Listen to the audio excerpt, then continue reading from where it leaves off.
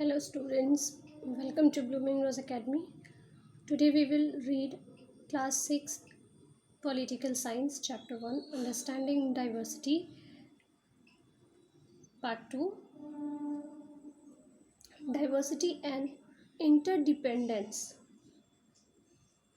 Within a social group, people perform different types of activities depending on their interest, abilities, skill and educations. This divides the work needed to fulfill the needs of everyone in the group. Social group में क्या होता है कि जितने भी लोग होते हैं वो अलग अलग तरह की एक्टिविटी परफॉर्म करते हैं। उनके इंटरेस्ट के अकॉर्डिंग, उनकी एबिलिटी स्किल के अकॉर्डिंग वो अलग अलग तरह का वर्क करते हैं, अलग अलग तरह की एक्टिविटी परफॉर्म करते हैं। The work needed to fulfill the needs of everyone in the group means जो भी काम की ज़रूरत होती है वो काम ग्रुप का हर मेंबर करता है और अपनी नीड्स को फुलफिल करता है, ज़रूरत को पूरा करता है। For example, in a village community the farmer produces food not only for his family but also for the rest of the community. अब एग्जाम्पल यहाँ पे दिया है इंटरडिपेंडेंस का, मतलब एक दूसरे पे आश्रित रहने का, कि गांव में जो फार्मर होता है वो सिर्फ अपने फैमिली के लिए अनाज नहीं उगाता है बल्कि पूरी कम्युनिटी के लिए उगाता है। He in turn depend on other member of the community for his other needs like clothing, health service and so on. और फिर उसके बदले में वो क्या करता है कि कम्युनिटी के दूसरे लोग क्लोथिंग की, उसकी नेसेसिटी, ज़रूरत, हेल्थ की और बाकी सारी ज़रूरतें उसको प्रोवाइड कराते हैं। इन योर फैमिली टू, आपकी फैमिली में भी different members do different jobs like cooking, cleaning, shopping etcetera to take care of each other. आपकी फैमिली में भी जितने लोग हैं वो अलग अलग तरह का काम करते होंगे, कुछ खाना बनाते होंगे, कुछ साफ़ सफाई, शॉपिंग एक्सेट्रा, एक दूसरे की हेल्प करने के लिए और देखभाल करने के लिए। With the money that they earn, they pay for food, clothes, education, medical care, etc. for the whole family.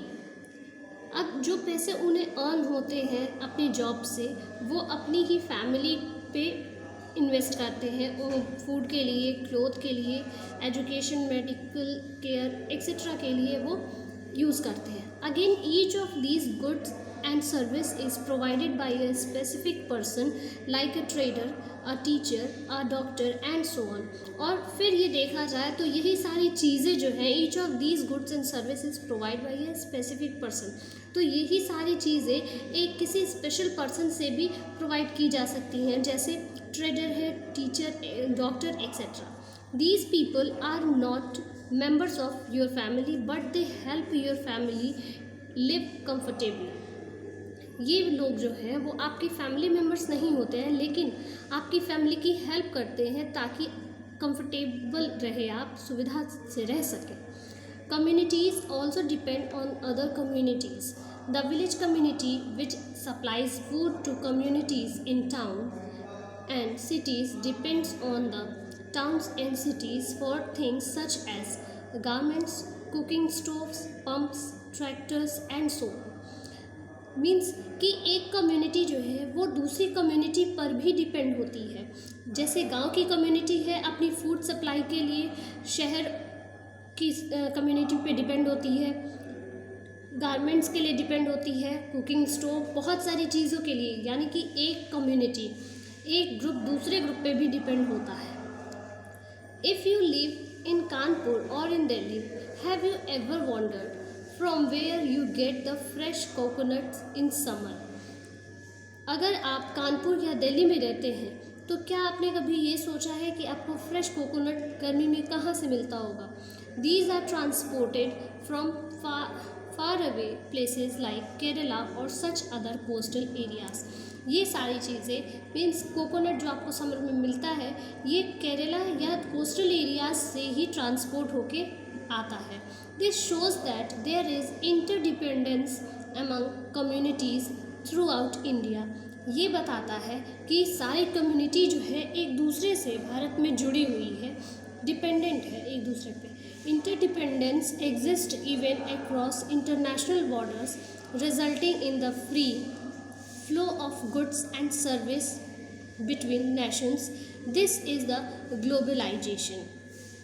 Interdependence exist even across international border. अब यहाँ पे जो इंटरडिपेंडेंस की बात हम कम्युनिटी में कर रहे थे, तो वो इंटरनेशनल बॉर्डर्स में भी डिपेंड होती है, इंटरनेशनल लेवल पे भी है, एक देश से दूसरे देश पे भी डिपेंडेंट होती है, और resulting in the free flow of goods and service between the nation. और इसका परिणाम ये होता है कि एक देश से दूसरे देश में काफ़ी अच्छे से आयात और निर्यात, यानी कि सेल और बॉट की प्रोसेस होती रहती है कि हम दूसरे नेशन से कोई चीज़ खरीदते हैं और अपने यहाँ से, इंडिया से कोई चीज़ सप्लाई करते हैं।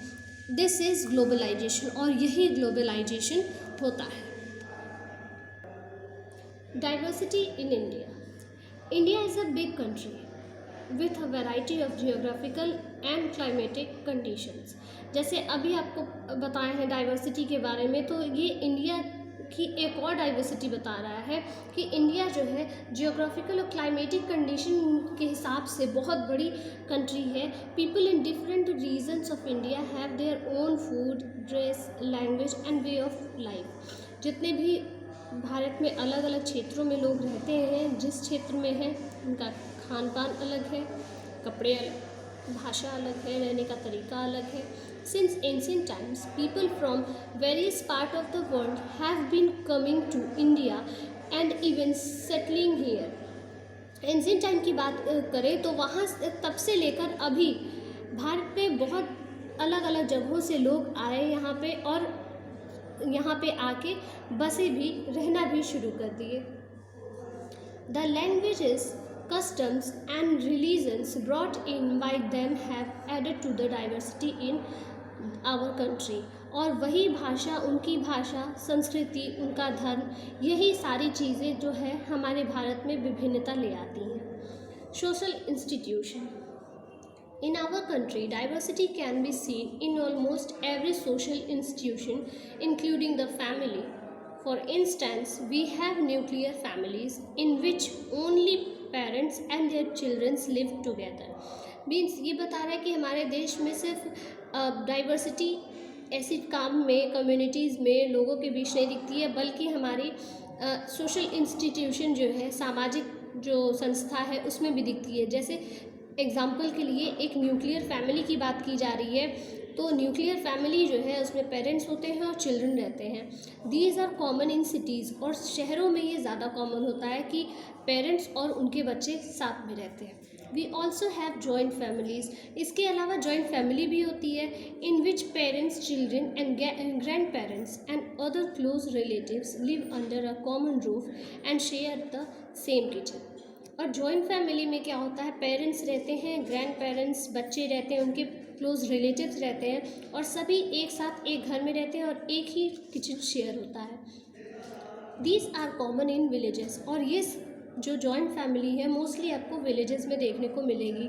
Generally in India whether the family is nuclear or joint, it is the headed by a male member। और भारत में ये देखा गया है, इंडिया में देखा गया है कि फैमिली जॉइंट हो या न्यूक्लियर, इस फैमिली का हेड जो है वो कोई मेल मेंबर होता है। However in parts of north eastern India and Kerala there are families in which a woman is the head and in which property passes from mother to daughter। लेकिन north eastern India में और केरला में ये भी देखा गया है कि फैमिली की हेड जो है वो वुमेन होती है, और जब भी प्रॉपर्टी की पास की बात की जाती है कि मदर के बाद प्रॉपर्टी डॉटर को जाती है। जैसे भारत के अलग हिस्सों में देखा जाए तो प्रॉपर्टी का शेयर जो है वो फादर के बाद सन को जाता है, लेकिन केरला और नॉर्थ ईस्टर्न के कुछ स्टेट में ऐसा है जहाँ पे मदर को सारी प्रॉपर्टी होती है, और जब भी मदर के बाद ट्रांसफ़र होती है तो वो सीधे डॉटर के पास ट्रांसफ़र होती है। Such families are known as matrilineal family, और ऐसी फैमिलीज़ को मैट्रिलिनियर फैमिली कहा जाता है। Next is languages. In India, we have 22 major languages and about 1625 dialects. Regional forms of various languages are spoken within the country. Bharat में 22 मुख्य भाषाएं हैं, जैसा आप अपनी हिंदी की बुक में भी पढ़े होंगे, बचपन से पढ़ते आ रहे हैं। और 1625 डायलेक्ट्स हैं। डायलेक्ट्स मीन्स रीजनल, क्षेत्रीय भाषाएं जो आपके क्षेत्र में बोली जाती हैं। The languages most commonly spoken in India can be broadly divided into two groups on the basis of their origin. अपनी ओरिजिन के अकॉर्डिंग लैंग्वेज को दो ग्रुप में बांटा जा सकता है।